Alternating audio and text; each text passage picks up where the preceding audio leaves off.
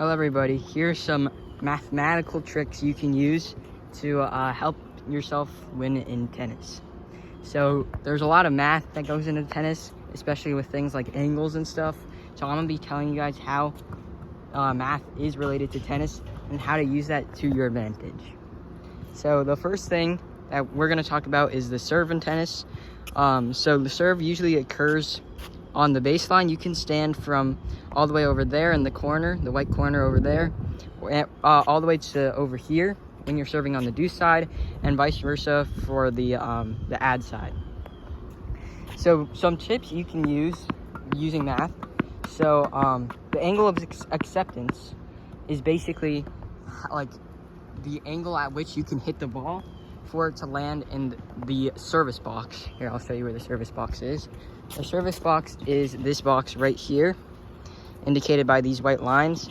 And so when you're serving, you want to hit it into the opposing service box, which if you're serving from my side, you're going to be serving into that box right there.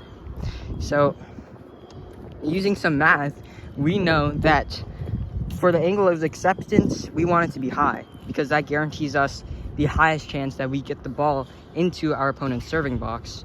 So using math, we know that the distance from the center increases your angle of acceptance. So when you're serving from like over here, there's a higher chance that you can get it into the box than if you're serving from right here.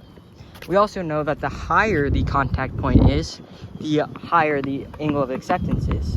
So that's why you see a lot of like tall people get really good at serving, because it becomes really consistent and really easy. Because like if you're all the way up here, then you have a much higher chance of getting the ball into the service box over there. So now when it comes to displacement from the center, it's a little bit different, because when you're in singles, if you want to serve from all the way over here, even though you have a higher angle of acceptance, what the opponent's going to do is if they get the ball over there, they're just going to hit it down the line, and you're going to be sitting there like a silly donkey on your way home, crying your eyes out because you lost.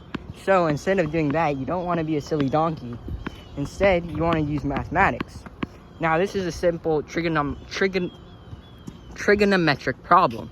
If you stand over here, like closer to this line right here, you'll have a decent chance of getting it into the service box, but also you can cover down the line. So usually I'll stand probably like a yard, maybe a little less than a yard away from the center when I'm serving in singles. Now in doubles, I usually stand over here because I have a higher chance of getting it into the box, and also my doubles partner will be covering the line so the opponents can't hit it down the line. So that's why in doubles you usually serve from over here, and in singles you usually serve closer to